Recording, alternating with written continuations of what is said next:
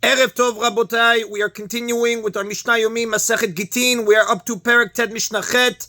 Today's Mishnayot should be Le'elu Nishmat Neria ben Svetlana Ranbai Eliyahu ben Burchai Israelov Chana bat Miriam Sason ben Raya Yoshua ben Shifra Menuchatam began Eden Amen and Leavdi ben Chaim lechaim v'derefua shelemav Daniel Shalom ben Rosa b'tok Shach Olei Israel. Our Mishnah lists signatures that are valid even though there is something unusual about the way they are written. Get shekitavo ivrit ve'edav yivanit. A get that was written in Hebrew but its witnesses signed it in Greek or any other language. However, the witnesses must be able to read and understand the language in which the get is written. Yivanit ve'edav ivrit, or it was written in Greek but its witnesses signed it in Hebrew. Ed echad ivri ve'echad yivani, or it was signed by one Hebrew witness and one Greek witness, meaning one signature was in Hebrew and the other in Greek. Ktav sofer ve'ed, or one of the signatures is in the scribe's handwriting and the other one is that of another witness. Kasher, in all of these cases, the get is valid. Now this case, where Ktav Sover Ve'ed, one of the signatures is the scribe's handwriting and the other one is that of another witness, one of the names signed on the get is in the same handwriting as the rest of the get, making it obvious that the scribe served as one of the witnesses. Having the scribe sign as a witness on the get is a concern because it is possible that the husband sent agents to tell the scribe to write the get and to tell other people to sign it. The agents, however, felt the scribe would be embarrassed if he was not asked to sign the get, since it would give the impression the husband not consider him fit to be a witness. They therefore asked him to sign the get. If this is what happened, the get is invalid because it was not signed by the people the husband chose. However, the Mishnah teaches that we do not need to be concerned that this took place. Instead, we assume the husband told the scribe to sign it. Now, ideally, a signature should state so-and-so, son of so-and-so witness. This makes it easy for the court to know who the witness is. However, the Mishnah teaches that a signature can be valid even if it is not signed in full. Ish ploni et kasher. If a witness signs so-and-so witness, it is valid, even though he did not write his father's name. Ben ish ploni et kasher. And if he signed the son of so-and-so witness, it is valid, even though he did not write his own name. Ish ploni ben ish ploni v'lo katav et kasher. And if he signed so-and-so, the son of so-and-so, but did not write witness, it is valid. Since he took the trouble to write his full name, it is clear that he is signing as a witness. However, if he writes only his name or his father's name as in the previous case, it is not obvious that he is testifying unless he writes the word witness after it, as Shulchan Aruch writes in Even HaEzel, chapter 130, halakha 12, and the Bet Shmuel, chapter 130, halakha 22. This is what the pure-minded men of Yerushalayim who did not speak or write more than necessary used to do when they signed the get. They would sign their full names but not add the word witness. Now a law about the names of the husband and the wife. Katav chanichato v'chanichatah kasher. If he wrote the husband's family name or the wife's family name instead of writing their father's name, it is valid. For example, instead of writing Yaakov, son of Reuven, he wrote Yaakov, followed by his last name. Now, a husband must give a get willingly. If he does so against his will, it is not valid. This is because the Torah in Dvarim, chapter 24, verse 1 states, he shall place the get in her hand, which implies that he should do so willingly, as the Rashbam comments in Baba Batra, page 48a. On the other hand, there are times when a man is required to divorce his wife. For example, if she cannot live with him because he is physically repulsive, and if he does not do so, the courts can force him to do it. The Mishnah teaches the law for such a case. Get me'useh. If a get was given because the husband was forced to do so, until he finally said, I want to give it, even when the court forces a person to give a get, it is valid only if he says in the end, I want to give it, as says in Arachin, chapter 5, Mishnah 6.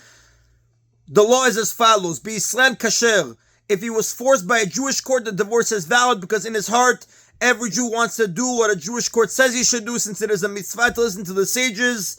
We speak of a case where the Jewish court is forcing him to give a get for one of the reasons required by the sages. If they are forcing him for a different reason, the get is not valid. As a result, in this case of a Jewish court, he is sincere when he says in the end that he wants to give the get, and he does so willingly. Every Jew's basic will is to fulfill the mitzvot properly. This person refused to give a get only because his evil inclination kept him from doing the right thing. But when he finally says, I want to give it, it is because in his heart he does want to listen to the court. Even though this statement was brought about by forcing him, he is fulfilling his true will by giving the get, as the Rambam writes in Lechot Girushin, chapter 2, halakha 20. Uvgoim pasul, but if he was forced to give it by non-Jews, the divorce is invalid. because it is not a mitzvah for him to listen to them. As a result, even if he says, I want to give it, he does not mean it sincerely, and he is saying so only because he is being forced. Uvgoim, nevertheless, if the Jewish court wants to make him give a get by having non-Jews force him, for example, the Jewish court is unable to force him themselves, the non-Jews strike him and say to him, do what the Jewish court tells you to do, vikasher, and if he then says, I want to give it, the divorce is valid. Even though non-Jews are forcing him, since they inform him that they are doing so on behalf of the Jewish court, it is a mitzvah for him to do what they say. We therefore assume that he is sincere when he says he wants to give it. It is the Jewish court that is forcing him to give the get. The non-Jews are merely a tool of the court. And that is the end of Mishnah Chet. Now, the only way to know without a doubt that a woman got married or divorced is if witnesses say they saw her receive kiddushin, betrothal, or a get. The Mishnah Tet discusses cases where we hear a report that a woman was betrothed or divorced, but we have no witnesses who can testify that they saw the actual betrothal or divorce. If a report went around the city about an unmarried girl saying that she was betrothed that day by a certain man, now for the report to be accepted, people must say A, the name of the man who betrothed her, B, that she got married that day, C, that she got married in that city. Otherwise, we do not take the report seriously. The basis of this report is that at least two witnesses say they saw a house with lit candles and the furniture arranged as it would be to celebrate a betrothal, with people coming in and out of it saying that this girl was betrothed to this man today in this city. She is assumed to be betrothed to him and must receive a get from him before she can marry anyone else. Even if she insists that she was not betrothed, we require her to receive a get before remarrying, so that people should not say that a married woman left her husband and got remarried without receiving a get. As Rashi explains on page 89a in Masechet Gittin. Migoreshet, if there is then a report that she got divorced from him, here too we do not have witnesses saying that they saw the actual divorce. Rather, the Gemara on page 89a in Masechet Gittin explains two witnesses say that they heard from two others who said they heard it from yet other people who claim to have seen it. Such hearsay testimony is not usually acceptable. Only someone who actually saw what happened is considered a true witness. However, because they say they heard it from two witnesses, it is at least considered a serious report. She is assumed to be divorced, since we assumed that she was betrothed only on account of a report. We can also assume that she is now divorced based on a report. However, if we knew for sure on the basis of two witnesses that she had been betrothed, we would not allow her to remarry based on only a report. She would then have to bring to the court the witnesses who actually saw the divorce or bring her get. But we rely on a report only when there is no reservation attached to it. Amatla, literally a parable, like a parable which helps us understand an idea. This reservation shows us that the report is not as strong as it seems.